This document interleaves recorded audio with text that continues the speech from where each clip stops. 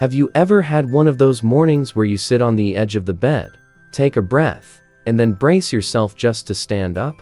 Your knees creak, your back twinges, and your fingers feel like they've been wrapped in bubble wrap overnight. You haven't fallen. You didn't overdo it. So why does everything feel so stiff and achy? Here's something most people never realize, that nagging joint pain may not be just part of getting older. In fact, a lot of the discomfort we feel, especially in our knees, hips, fingers, and lower back, can be traced back to something that seems totally unrelated: the food on our plate. That's right. It's not always wear and tear. Sometimes it's what we're eating. And what's even trickier, some of the worst offenders are foods we've been told are perfectly fine or even good for us. They sit quietly in our kitchen cabinets, in our favorite snacks, in that quick meal we whip up when we don't feel like cooking. But while we're enjoying them, they're busy behind the scenes, triggering inflammation, wearing down cartilage, and making our joints scream.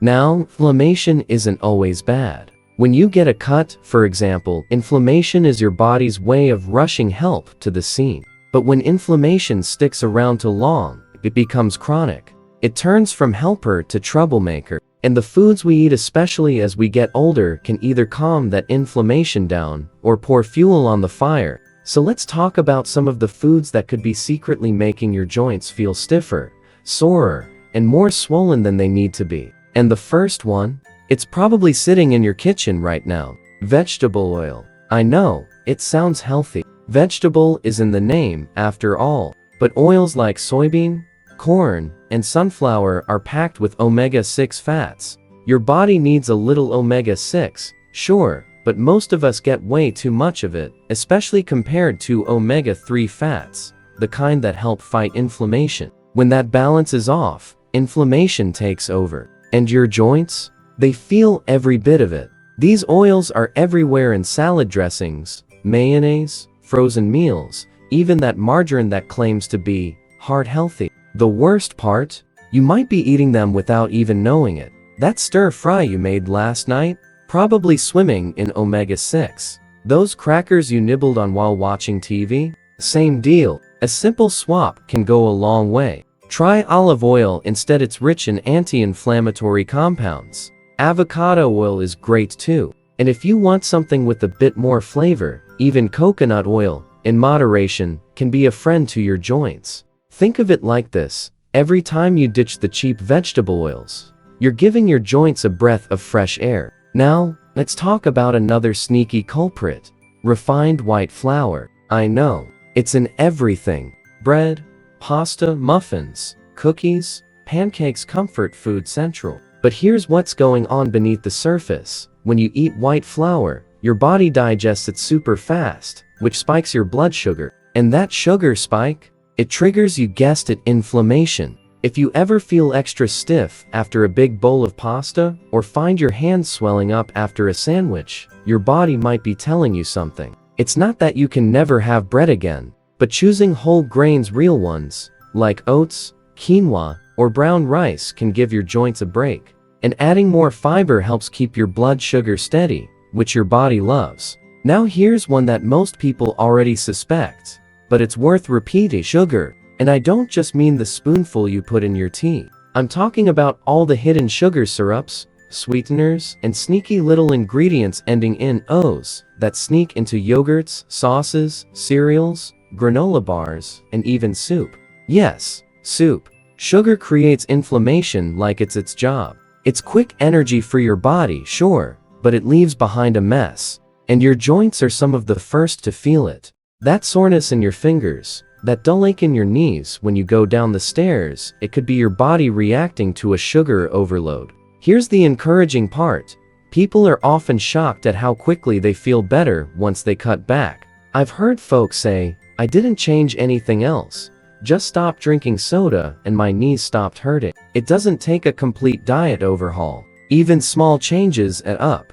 Swapping sugary snacks for fresh fruit or switching to plain yogurt can help your joints breathe easier. I want to pause here for a second, because this is important. If you're listening and thinking, "Oh no, I use vegetable oil. I love white bread. I've got a sweet tooth," don't worry.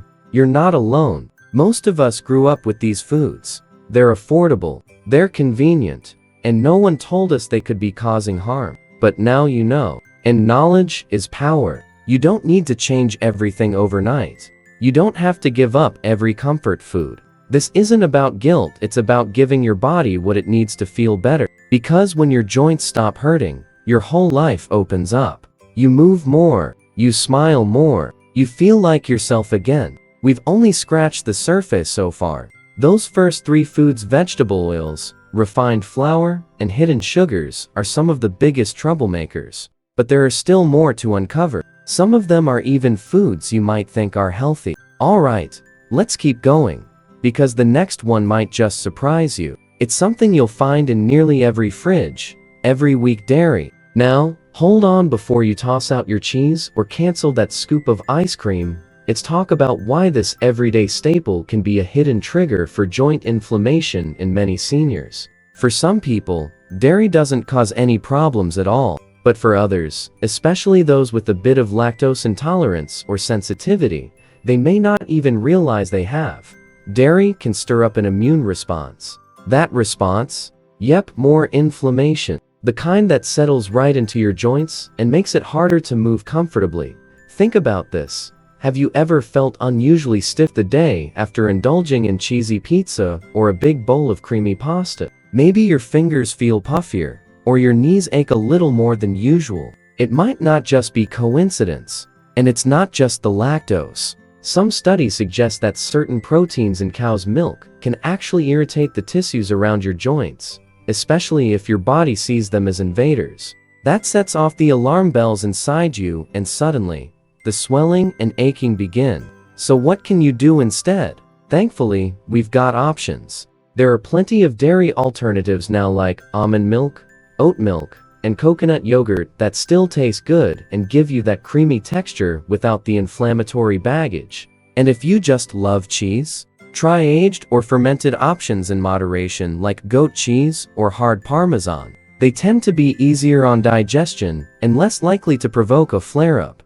Now, while we're here talking about foods that sneak up on your joints, let's not forget about processed meats. These might seem harmless, just a quick sandwich with deli turkey or a few strips of bacon for breakfast. But under the surface, processed meats are loaded with preservatives, sodium, and something called advanced glycation, end products, or AGEs for short. That might sound like science fiction, but it's very real. These compounds form when meat is cooked at high temperatures or heavily processed, and they can spark inflammation like a wildfire. Not just in your joints, but throughout your whole body. Hot dogs, sausages, ham, beef jerky, anything smoked, cured, or deli sliced could be making your joint pain worse without you even knowing it. And let's face it, these meats are often paired with other inflammatory foods, like white bread or sugary sauces. That's a double whammy. Your best bet? Lean, unprocessed meats like chicken or fish,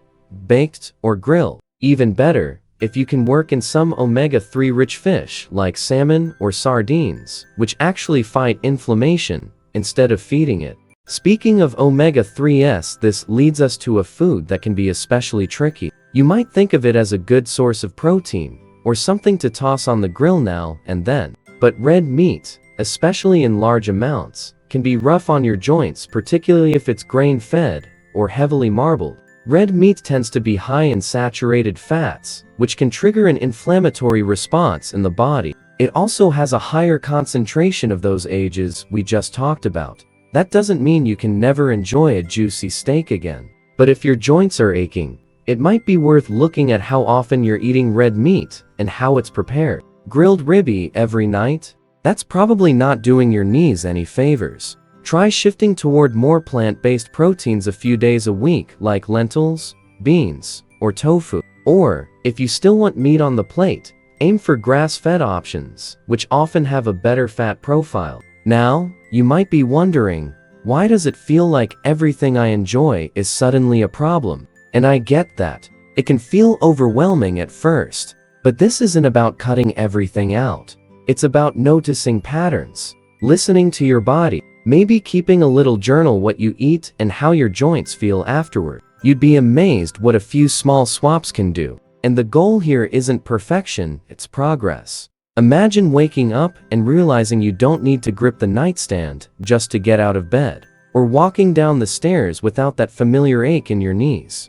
That kind of freedom comes when inflammation takes a back seat. And that starts with what you feed your body. We've talked about dairy, processed meats, and red meat, 3 more common culprits when it comes to hidden joint inflammation. And maybe, just maybe, you're already thinking about what you'll cook differently this week. That's fantastic. Because the more you give your joints what they need, the easier, stronger, and more flexible you'll feel every single day. But we're not quite done yet. There's still one more surprising food that almost no one suspects, and it might just be the sneakiest joint saboteur of them all. Now, let's talk about one last food that tends to fly completely under the radar. You probably wouldn't guess it, but for many people, especially as we get older, it can be a major source of joint pain and stiffness. I'm talking about alcohol. Yes, even that small glass of wine in the evening, or that weekend beer with friends, can be doing more harm than good when it comes to inflammation.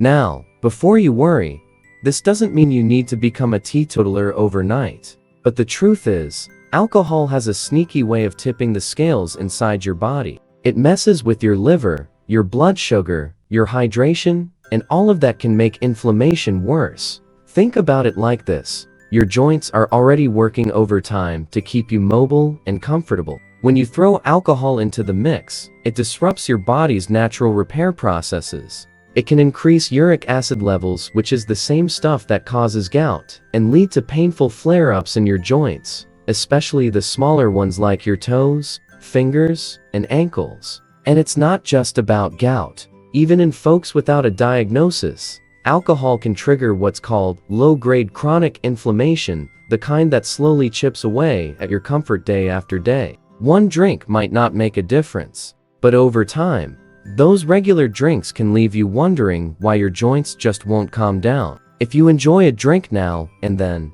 you're not alone. But here's something to try just for a couple of weeks. Cut back, even just a little, and watch how your body responds. Some people notice they sleep better, their swelling goes down, their joints don't feel so stiff in the morning. That's your body thanking you for taking a break. So let's recap what we've uncovered. Those joint aches and stiffness you may have blamed on just getting older. They might have more to do with what's on your fork or in your glass than you realized. From sneaky vegetable oils to refined flour, sugar, dairy, processed meats, red meat, and yes, even alcohol. These are foods that can quietly feed inflammation and make it harder for your joints to move freely. But here's the good news. This isn't about cutting out everything you love or living on lettuce leaves for the rest of your life. It's about awareness. Once you know what to look for, you can start making choices that support your body instead of working against it.